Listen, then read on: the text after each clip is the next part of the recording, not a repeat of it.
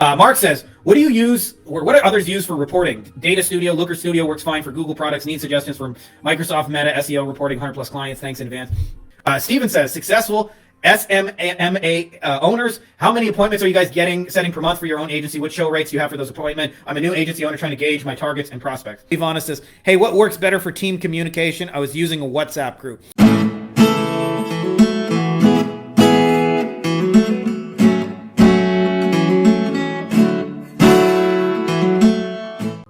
There we go. We are in business. All right. Excited to see you guys another day. It's been a weird one here. We're dealing with Mexican internet and electricity problems. And of course, it's a bureaucracy day, which means I got to stand in line in government places and fill out some forms. There's a version of that everywhere, so I'm sure you guys can relate. But just imagine spending hours at the DMV. Probably not my favorite day, but it's what's got to be done today. Super excited for you guys and all the agency growth you guys are building. Just quick little announcement before we get rocking and rolling. I just updated the video about what the Wolfpack is about. For those of you guys who are interested in checking that out, taking your agency to the next level, going phoneless, meetingless, and what I think is most important is being energy efficient, like growing it in a way where it doesn't require like badgering 10,000 people a week and servers and appointments and all that kind of stuff. And actually, what I think is a much, much smarter, better way, especially for those of you guys who like want to have a life outside of this business. So anyways, let's get into the good stuff. Ladies and gentlemen, boys and girls, children of all ages, Frankie Finn proudly brings to you our weekly Q&A.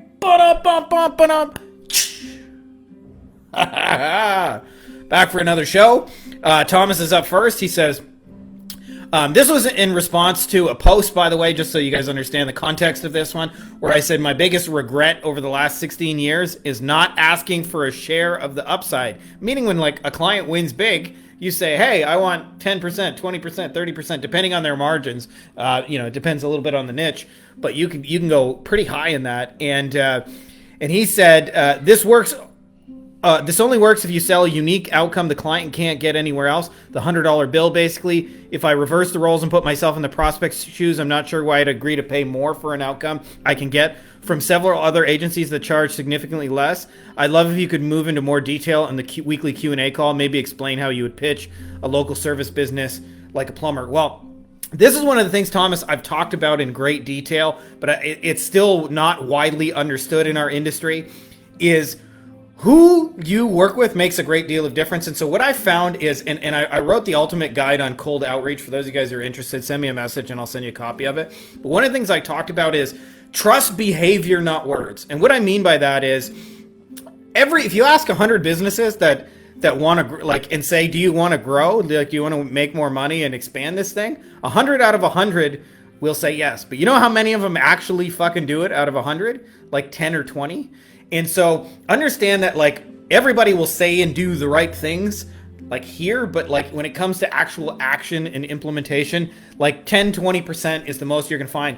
So that means if you talk to 100 plumbers, 80 or 90 of them are not that serious about growing, and 10 to 20 of them are fucking deadly serious about it and actually doing it. And so what I've learned to do is trust behavior, not words. And so I look for people who spend money on advertising. How do I know that they have money to spend? That they're doing it now. That's the biggest indicator. And then the second thing I look for is that they've begun to expand past the one-person operation, and they're used to hiring people and bringing in partners and things like that. And those two behaviors suggest to me they're willing to spend money to grow, and they're willing to hire people to like partner with them to do that. So what happens is a lot of times when you're in that single solo stage, every little cent counts, and you would never share a penny with anyone else.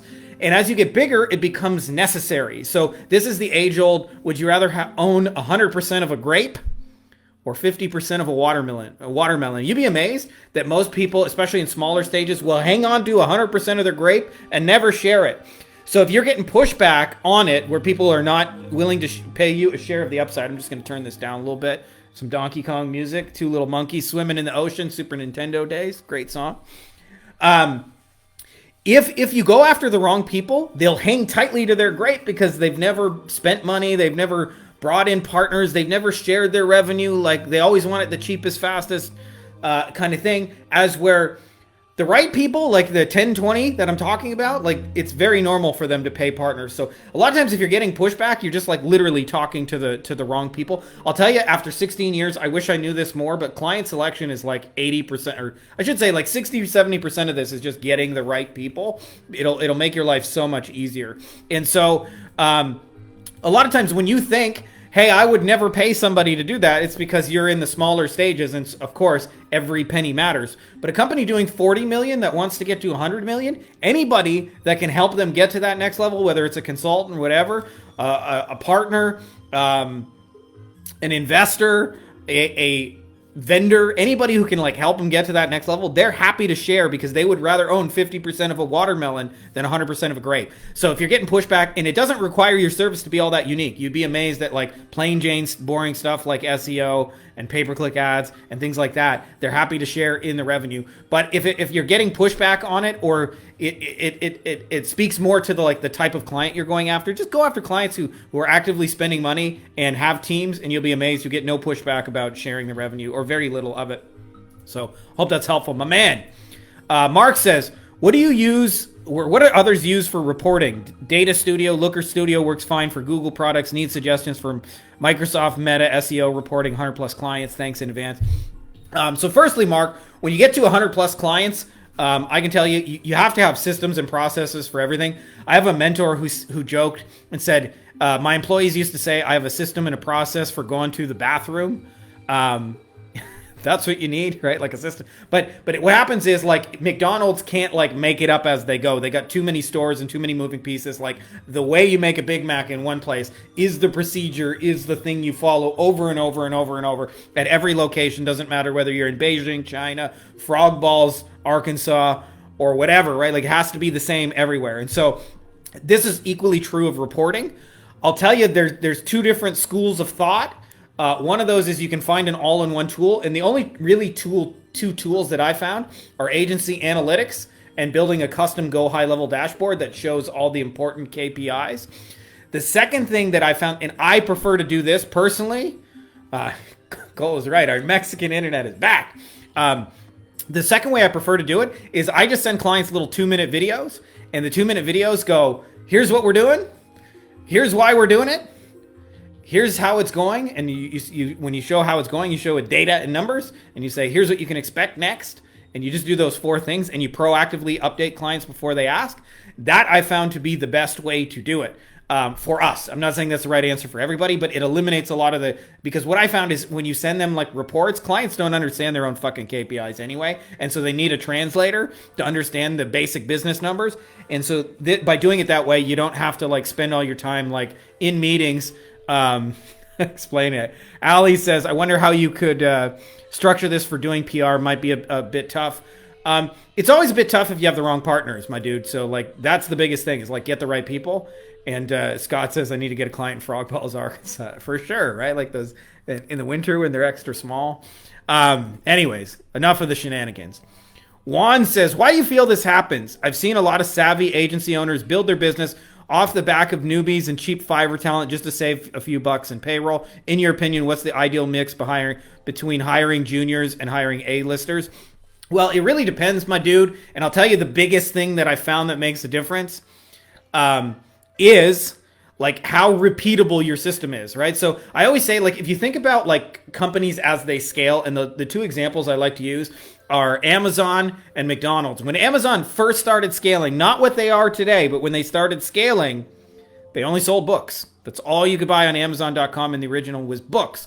When McDonald's first started scaling, they only sold burgers, and they eventually added fries and a Coke, but that was it. Like, they had 3 menu items. Like, you see it now, they got like salads and that McRib monstrosity and shit like that, but they just had a small number of things that they did, and then like for the most part like stuck to those things. So when you're scaling, the biggest reason that like people need outside help and freelancers is they're literally just have too many fucking deliverables. And if you narrow that to just one thing and do it well, it makes so much more sense to have your own in-house talent to be able to do it again and again and have your own systems and processes. If you're trying to be like McDonald's is now, where you got, 20 different kinds of sandwiches and 14 different chicken and combos and all those kind of things, then you're probably going, you got apple pies and breakfast and things like that. Then you're probably going to need a freelancer for everything. And that's when you probably want to bring in the Fiverr peeps and things like that. But I'm a bigger fan of just like one thing, one deliverable, one niche, do it again and again. Anything that's not in that, refer out. That's my personal motto. I'm not saying it's the only way to be successful, because I have seen people outside of that model be successful, but I just think it makes your life so much fucking easier. And a big part of this is like growing the business and maintaining sanity, which is not always easy to do. Our man, Matt Coffey, says, hey, buddy, has anyone, ever run successful YouTube ads? This guy right here. We run very successful YouTube ads, and we do it using Dennis Yu's Content Factory. And how we do it is really, really simple. I have a 4-part. This is kind of advanced because it's more of a branding play than it is a necessarily like a direct response ad. We mix in direct response ads. But what happens is, what Dennis does is he finds the influencers in a certain space and he co-creates content. So like using a real life example, a lot of you guys know I co-created content with Jay Abraham, who's like a legend. So just guys, and I know he has like a really badass following. So then what happens is the next step we do is we chop that up into like smaller pieces of content. So I talk with Jay for an hour. We get like 10, 12 little videos that are 1 to 5 minutes long from that conversation. I take all the nuggets out. Then what happens is we turn on the ad machine and we run those to Jay's audience. And that's it. We're just targeting his audience over and over, showing the videos. And what happens is, from a status or relationship wise, we go from being nobody on their radar to all of a sudden after like 2 months of running that, and you only have to spend like $1, $2 a day. Like it's a small amount of money, $5 a day max, because you're only going after a small segment of audience, but eventually they all know who you are. And then we start mixing in the direct response ads when the trust and stuff has been established. And so it's different than how most people do ads, because it takes like 3 to 6 months to see the full benefit of it, but it just fucking works. Like it just really, especially for selling like high ticket expertise driven stuff, like the kinds of things we do, like agency services or coaching or consulting and things of that, or courses or masterminds, things of that nature. It works really, really well. That's what's working for us. I'm not saying that's the only way. Alaric Heck, I don't know if you know him, but he's got some really good stuff on direct response YouTube ads. They're almost like I want to say like a bigger than $100 million YouTube ad agency. So they got lots of good stuff. But I personally just like the cool thing about doing it the way I described with Dennis Yu is people think they found you. They go, oh, I saw your ad. I saw your ads on Jay Abraham's channel. And it's like, did you now? Like, what are the odds that you saw the videos I put in front of you? And then it's kind of a breadcrumb trail, because it's not a like direct response. People show up in your world and come back to you. That's what's working for us. I'm not saying that's the only way, but that is our way. And I know, give it a try if you want to do it. Steven says, successful SMMA owners, how many appointments are you guys setting per month for your own agency? What show rates do you have for those appointments? I'm a new agency owner trying to gauge my targets and prospects. So I actually have a spreadsheet on this, Steven. Happy to share it with you. It's called your Ideal Agency Lifestyle Planner, and it tells you basically, you put in your income goals, you put how much you charge per month, you put in like a little bit of your conversion rates or what you estimate them to be if you don't have data on that yet. And it will tell you how many appointments you need and things like that. And for most of you guys, you need about 4 appointments a week to hit $1 million run rate. Like most of you guys that are like trying to, like most of you guys don't have goals to get to $100 million and sell out. Some of you guys do. So I'm not like, saying this is the answer for everybody, but for most of you guys, like that's it. Like talk to 4 people a week, every week on average, and you'll hit your numbers. And so it'll tell you exactly how much you have to spend on Facebook ads. Anybody who's interested in that spreadsheet, I'll share it with you. Now, having said that, there's a caveat that I think not enough people understand, and I wish people understood this. And here it is.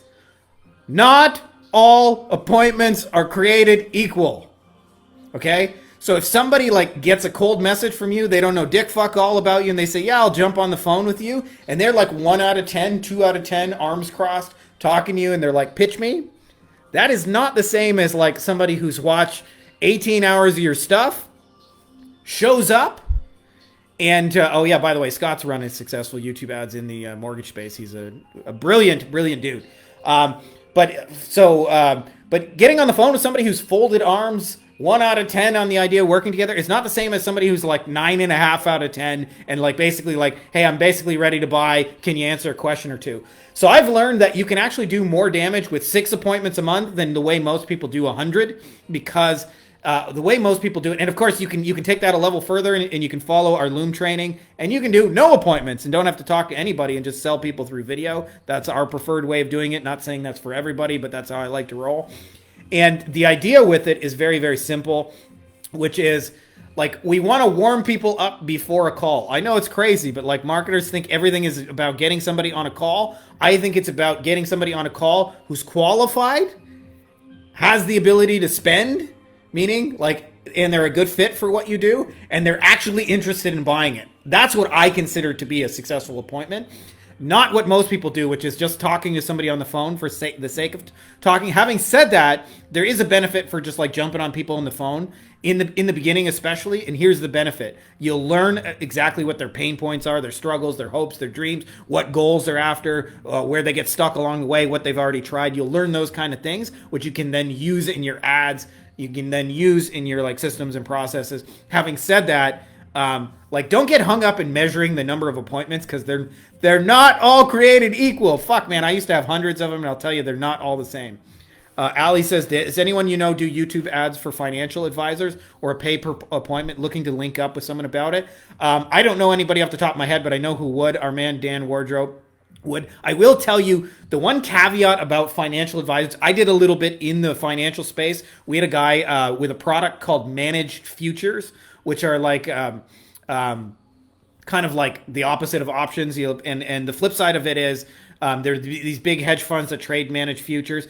And I'll tell you the hardest part, there was so much fucking regulation in that industry that I basically couldn't say anything meaningful in an ad. And it became very, very hard to sell it, because you can't show past performance. You can't show how well the fund is done. You can't make any promises of the future. Anything you do will get you sued and lose your license. And by the time that's done, you have a neutered ad that says basically, we do managed futures, call us. And they would already have to know what it is and why they would want it, which is a small segment of the market. So having said that, I'm sure there are ways to make it work that I just didn't figure out, but I just want to give you that caveat that the hardest part, for at least for us with financial advisors and those products, was like you cannot say dick fuck all in an ad or in like an organic post, and it made it really fucking hard to sell our shit. We couldn't even say like this is what we did last year, and it worked really well. Like, so I don't know. I wish you luck in that. I'll connect you with some people after, Ali, but I hope you have better success figuring out how to navigate around that than I did. Michelle says, I'm just starting out trying to determine my niche. I'm interested in marketing for the home services industry, but I'm concerned the field is too oversaturated with agencies targeting the same thing. So here's the deal, Michelle. You should actually be worried if there's zero saturation in a niche, because it means like there's no money there. If people aren't after it, I'll tell you what, some of the most competitive spaces are the best ones. What most people do, and this is why they struggle, is they come up with Me Too offers. They sell the exact same thing as everybody else. I'll get you more leads, more sales through our SEO. And because of that, they have a hard time selling. Sometimes I'll tell you a couple ways you can twist it to find a niche. Focus on selling the most expensive thing, what I call their $100 bill. It's a huge difference between we'll get you more leads and more sales versus we'll get you more veneers patients, or we'll get you more commercial roofing jobs, or we'll get you, I don't know, I'm just kind of bullshitting, we'll get you more of your recurring e-commerce, package kind of sales, right? Like, so like just changing that alone is one way. Just a word of advice. So understand that business has endless problems. Like, as soon as you solve one problem, you got another. It never fucking ends, just so you guys know. Like, there's never a point you'll reach in business where all your problems are gone. Like, I see this in agencies. At first, you're struggling to get clients. You figure that out. Now, all of a sudden, you're struggling with delivering it. When you figure that out, suddenly you got a hiring problem. When you figure that out, suddenly you got a management systems teams problems. Then you figure that out. Now you got, like, a big fucking gigantic mess, and it, like, has a corporate-y feel, and the quality of the whole thing slips. And now you got that problem, right? So it never fucking ends, and that's important to understand, because it doesn't matter how competitive a niche is, there's always unmet problems and unmet needs in that space. Perfect example, there's a company called Alert Communications in the legal space. They're like a $250 million agency, and this is all they do. They have virtual assistants who answer the phone after hours. And what happens is, So most lawyers can answer the phone Monday to Friday, 9 to 5 o'clock, 5:01 till the next morning, plus Saturdays and Sundays. Like, they don't do so well. So Alert Communications charges per phone call, and all they do is they pretend to be the law firm. They pick up the phone and they take down the person's info, and they say the lawyer will call you back in the morning, and that's it. That's all they do. They're a $250 million business. But why are they a $250 million business? Because they're the only ones fucking doing it because it was an unmet need in the space. And so there's always unmet needs. Where people struggle is they try and sell the same thing in the same way to the exact same people, and then they go, it's too saturated. Well, yeah, it's fucking too saturated. So you have to figure out at least how to be different and stand out from the noise. And a lot of that is just paying attention to what they're really after. And exactly, Matt knows what it's like, explaining what 2 million feels like. You know, the funny thing is, too, is like a lot of people don't realize this. Being in Matt's shoes, for those of you guys who don't know Matt, he's a genius in the med spa space and a total rock star, just a cool dude. But what happens is the problems in business generally get bigger and more stressful. A lot of times, like, I used to look at $100 million law firms and think, fuck, they got it all figured out. Like, what am I going to teach a $100 million law firm about marketing and growing a business? And then you'd get into it and they would have more problems in terms of like just the sheer number of media, just TV alone. So like a lot of the big lawyers do TV. They got to figure out which channels to advertise on. They got to get creatives made. They got to get tracking phone numbers. They got to get someone to edit it. They have to run it at scale. They have to test it. They have to measure it. Then they have to negotiate with the stations with media buying. And like, that's just one fucking media. And then they're doing radio and pay-per-click and SEO and Facebook ads and TikTok and Instagram and you name it, they're doing it. And so they actually have more problems, not less. And so if you understand that, you'll actually go after bigger businesses because they can pay you more money and they have bigger problems to solve. And if you can actually like genuinely help them, they're more likely to like, pay you more for that. So that's just a little side rant, not really in response to a question, but I hope that's useful to those of you guys, because I'll tell you, one of the biggest problems people think is they think too small, and they think, I just want any dentist. I just want any old plumber will do. And that's the worst. That you want to think about, how do I go after the $100 million plumbing company, because those are actually going to make for the best clients. And they'll pay you the most amount of money. We got 2 questions from Ivana. Then I got a jet. We got some government bureaucracy and shit to do. I wish I had more time for you guys today, but today's just one of those days it's Mexican DMV kind of day. Ivana says, my agency is growing. Sadly, my main designer quit today after 4 years working together. He worked part-time. Should I hire a senior full-time designer or just 2 designers part-time? What would you do? Ivana, obviously, like, everybody's situation is different, so I'm not like telling you this is gospel. But if I was in your shoes, I would rather have 1 great full-time person than 2 half-time people. I'll tell you why. Firstly, because you have 50% less explaining to do, but the bigger reason is, in one word, and Tom Cruise made this pretty popular, and what was that? The Show Me the Money. Jerry Maguire, that was the movie. Loyalty. Because anybody who works part-time is like a freelancer and they have like 20 different clients that they're running in the background. Anybody who's a full-time employee is like 100% dedicated to you. They're going to be more responsive. They're going to be easier to reach. They're going to be better help. They're going to be more focused on your shit. And so I've always found full-time help to be better. And I see this like with all our virtual assistants and stuff, like the ones who are part-time, when they're in that kind of space, like you can tell they got other shit going on, like they do, right? Like that's just how it is. If they're full-time, like you are their employer and they're focused on making you win. And so in my experience, I way rather have 1 awesome full-time person than 2 half-time people. There's a tendency to think 2 heads are better than 1. And that's generally true if they're 100% dedicated to you, but you will not get 100% of their focus. In fact, I actually remember one of the industry associations in legal saying, can you come work with us just as like a subcontractor? We don't want to have you as an employee or anything like that, but we'd love to get your help ongoing. And they offered me, I think at the time, like $100,000 a year. And then they said, like, would that work? And I said, well, just so you guys know, like I'm after 1.2 million, like $100K a month was my goal at that time. And I said, like, that means you're going to get 1/12 of my attention. Like, are you okay with that? Right? And they said, yes, we'll be okay as long as the results are what we want. So in that case, it worked out. But that's the reality of it, right? Like if I got other things going on, you're going to get only a fraction of my attention. So like, you just want to be real with people about that. And then my best advice for like finding good people, test them. Perry Marshall calls this the audition. It's the idea of like, if you went to go play with a new band, Like, they don't interview you. They don't ask you, like, send me your resume and give me 5 references. You get out the guitars, play a song together. That's how I hire. It's like, I give you a trial assignment. I pay you for the trial assignment. Based on how that goes, we decide whether or not we're going to work together. And ideally, the trial assignment is as close to the real thing as they're actually going to do. So like Karen, who may be watching this or not, one of my VAs, she does all our social posting. So like when I gave her a trial assignment, it was posting shit on social, right? Like, why test her on something she's not going to do, right? So that's my best advice for hiring. Test people on what you're going to actually do. So if you're looking for a designer, test them on designing stuff and to your liking, and see how you work together on a small, like, kind of paid assignment, and you'll learn more about it. And also, I don't give just one person a trial assignment. I often give like 10, 20, 30, 40, 50, sometimes even like 200. Like recently we had a job post. I gave 200 different people the same trial assignment. So that's what works for us. I hope that helps you. Also, Ivana says, hey, what works better for team communication? I was using a WhatsApp group. A lot of people like Slack. That's probably the most popular one. Just, I am not personally a Slack user. I don't know. I just like, it doesn't, too many apps on my phone doesn't make fucking sense to me. But I'll tell you the most important thing for team communication. It does not matter so much as the tool, as this thing is the most important thing. You need one place where everybody can talk to each other. That's the most important thing.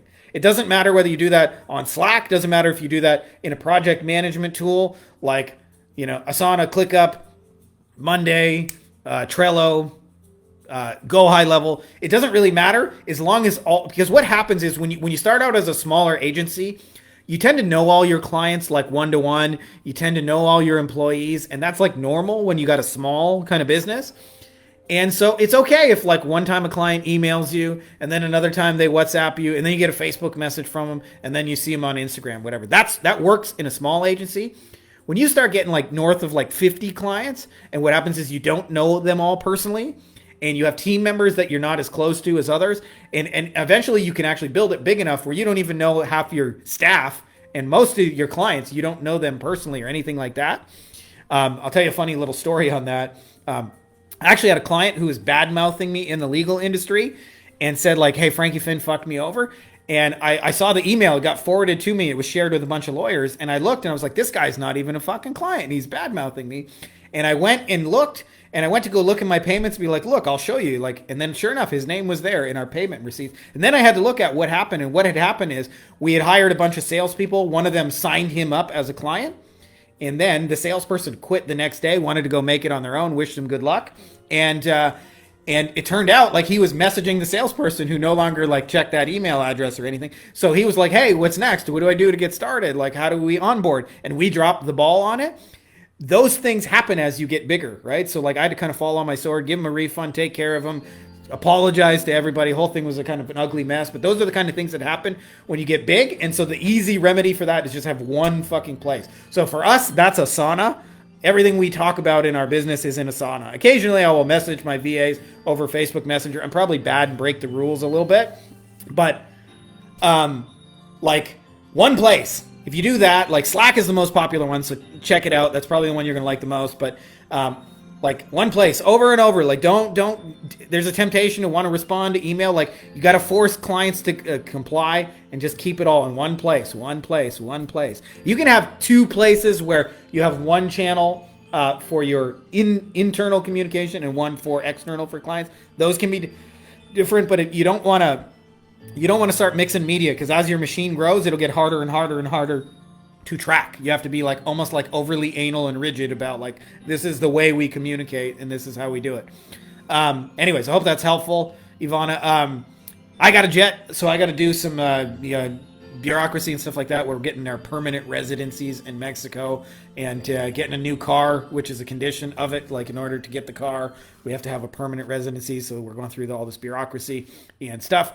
And anyway, just want to say how much I appreciate you guys. And as I mentioned, I've updated the Wolfpack video. Some cool stuff we're working on 2024, building some help and systems behind the scenes to like really help people hit the next level. If you're interested in going phoneless, meetingless, upgrading your shizzle and doing it in a way where like you get your life back, you'll want to check that out.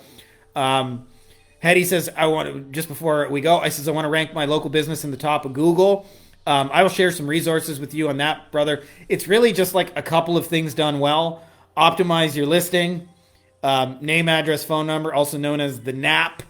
and then Google reviews, and then links. Like it really hasn't changed that much. Even though Google's evolved so much in 16 years of seeing this, it's really just the basics done really well. But I'll share some resources with you on how to do that. But I got to jet, guys. Much love. Appreciate you guys. Happy Tuesday, and may the force be with you. Guys, if you like this video, you're also going to want to grab some free bonuses, which you can get at our website, Beyond Agency Profits. To make it easy for you, I've put the links to it in the description of this video, as well as pinned in the top comment. And we've got a couple of awesome things. This is what you'll get after you sign up. You get some of our best training, how we're closing clients over Loom videos, how we sometimes sign clients that is not a misprint for under $5 US, how to demonstrate your value in like amazing ways, trainings, how to have your clients write the best copy of your life, how we're closing without phone calls, campaigns that we've generated for clients that have done over $100,000, as well as scripts you can use to get conversations going with clients in under 10 minutes. All you got to simply do is go there, enter your name and email address, and then this is what you'll see on the other side. So if that's interesting to you, make sure to click the links below, and I will see you on the other side.